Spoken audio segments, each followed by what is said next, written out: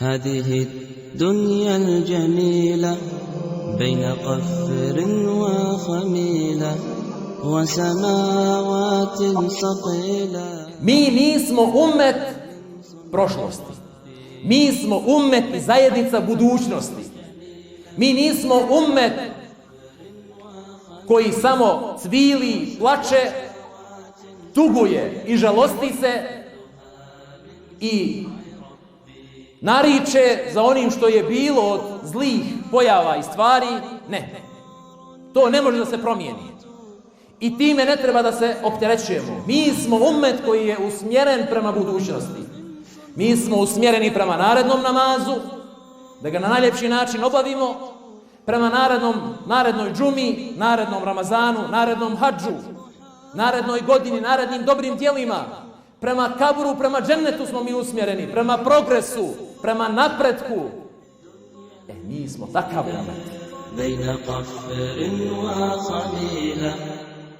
Onaj ko je dobre volje, iskrene namjere, čistoga srca i čini dobra djela, njemu Allah neće dati da zaluta. Zaštitit će ga čak i onda kada bude bezizlazna situacija, sve do smrti, kada mu dođu meleki da mu dušu uzmu, tada će Allah vjernika, vjerničko srce i jezik i razum učvrstiti. Pa će reći la ilaha illallah Muhammedu Rasulullah. Nije lako izgovoriti šehadet na samrti, braćo moja. Nije to nimalo lako. Smrtni čas je težak osim onome kome uzvišen Allah olakša. Rasulullah sallallahu alaihi wasallam bi ujutro i navečer molio Allah žešanuhu od sljedećih poroka. Allahume inni e'udhu bike min al-hemmi wal-hazani. Gospodaru moj, utječem ti se od brige i od tuge. Wa a'udhu bike min al-ajzi wal-kesali. I utječem ti se od nemoći i ljenosti. Wa a'udhu bike min al-džubni wal-buhli. Utječem ti se od kukavičluka i od škrtosti. Wa a'udhu bike min galabati ad-dayni wa qahri ar-rijal.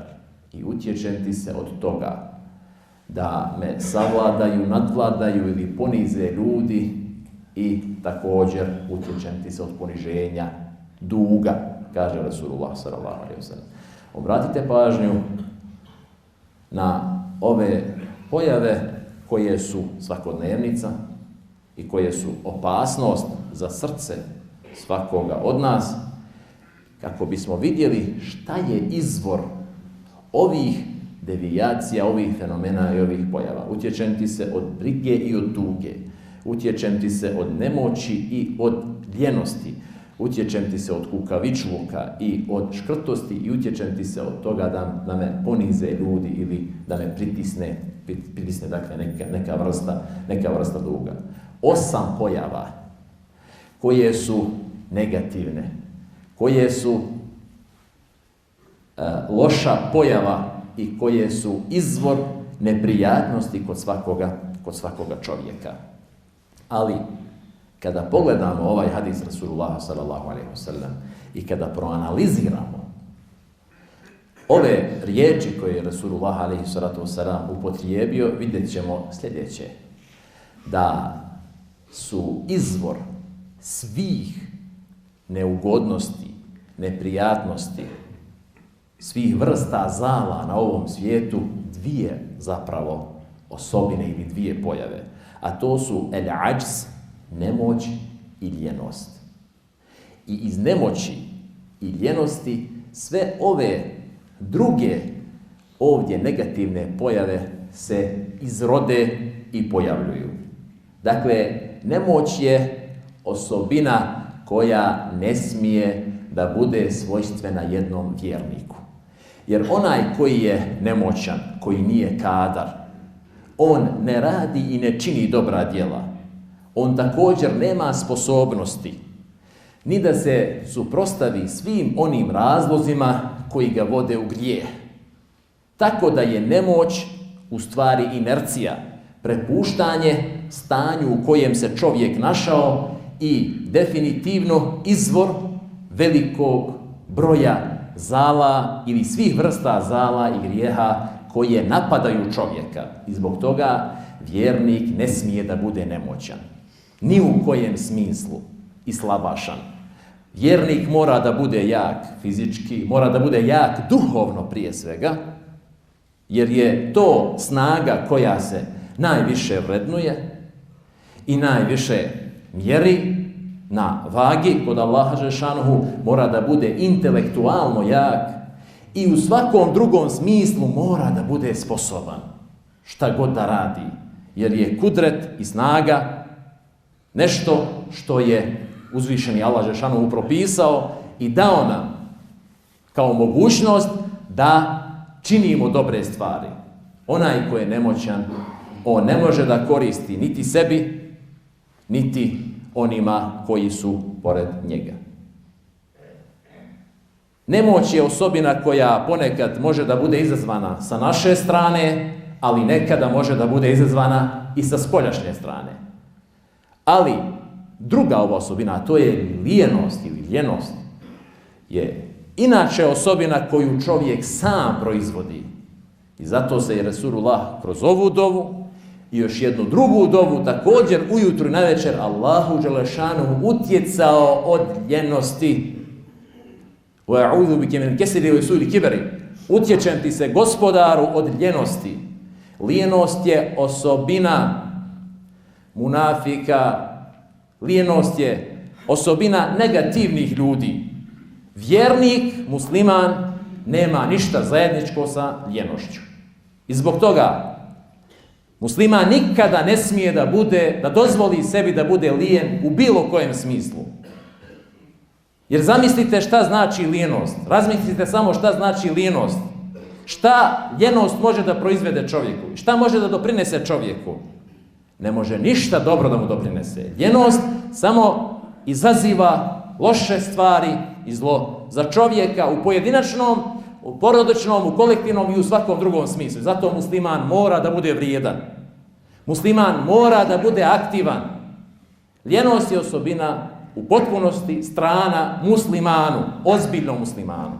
I zato mi koji izgovaramo šehadet, vjerujemo u Allaha i slijedimo Muhammeda sallallahu alejhi ve sellem kao najvrijednijeg čovjeka, najsposobnijeg i najaktivnijeg čovjeka, koji je svaki svoj momenat stavio u službi istine i dina, u službi vjere.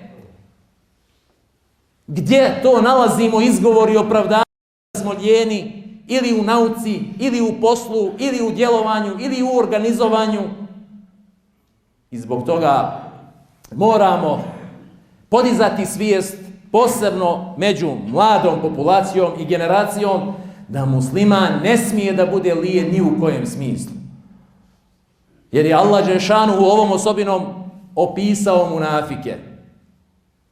I iz nemoći i ljenosti proizilazi briga i tuga. Briga i tuga. Onaj koji je nemoćan ili lijen, on ništa ne radi. On se prepustio inerciji. A onda to proizvodi brigu. A briga je strah od onoga što će se dogoditi u budućnosti. Čovjek ništa ne radi, ništa ne preduzima, samo brine. Možda će biti ovo, možda će biti ono. Desit će se ovako ili onako. Uzvišeni Allah dželešanuhu je vjernike obradovao da ne smiju da brinu od onoga što slijedi i što ide ispred njih ili što će im doći u susret. Jer ispred nas je kabur, ispred nas je stajanje pred uzvišenog Allaha dželešanuhu, ispred nas su džennet i džehennem, ispred nas je susret sa Allahom dželešanuhu. Allah dželešanuhu nam je rekao, oni koji kažu naš gospodar je Allah, zatim ustraju, ne trebaju da brinu, ne trebaju da brinu. Allah će ih u ostatku života, koliko nam je preostalo, učvrstiti na pravom putu. Onaj ko vjeruje čvrsto i trudi se da ustraje, taj neće zalutati, braćo moja. Taj neće zalutati. Onaj ko je dobre volje, iskrene namjere, čistoga srca i čini dobra djela, njemu Allah neće dati da zaluta. Zaštitit će ga čak I onda kada bude bezizlazna situacija, sve do smrti, kada mu dođu meleki da mu dušu uzmu, tada će Allah vjernika, vjerničko srce i jezik i razum učvrstiti. Pa će reći la ilaha illallah Muhammedur Rasulullah. Nije lako izgovoriti šehadet na samrti, braćo moja. Nije to nimalo lako. Smrtni čas je težak osim onome kome uzvišeni Allah dželešanu olakša. Ali kada vjernik vidi meleke milosti koji mu kažu o smirena dušo, izađi i idi u okrine Božje milosti, tada se vjernici smiju. Vidjeli ste kako se mu'mini smiju. A vidjeli smo mi posebno imami razno raznih faca na gasulima, samo su naši imami povjerljivi, oni to ne pričaju, braćo moja. Ali razno raznih scena se vidi. Nije svačije čehre isto na samrti i nakon preseljenja, da znate. Ali to je po zaslugama. Allah je pravedan prema svakome od nas. Vidiš, mu'min se smije se melekima. Melekima milosti koji lijepo izgledaju, koji lijepo mirišu, koji mu na najljepši način dušu prihvate. Nema šta da brineš. Ako si na pravom putu, nema za tebe brige. Onda u kaburu nema za tebe brige. Kabur ti je dženecka bašča. I mu'minima je ljepše u kaburu nego dok su bili na dunjaluku. Iako je nama žao zbog gubitka važnih i velikih ljudi. Ali u dženeckoj bašči im je sigurno ljepše i vjerničke duše su po hadisu poslanika sallallahu alejhi ve sellem, kako bilježi imam Ahmed, u džennetu i prije sudnjega dana. U džennetu i prije sudnjega dana. I Allah dželešanu će učvrstiti mu'mine i na sudnjem danu kada budu stajali pred Allaha dželešanu da odgovore na pitanja i prihvatit će, ako Bog da mu štuluke, da uđu u džennet.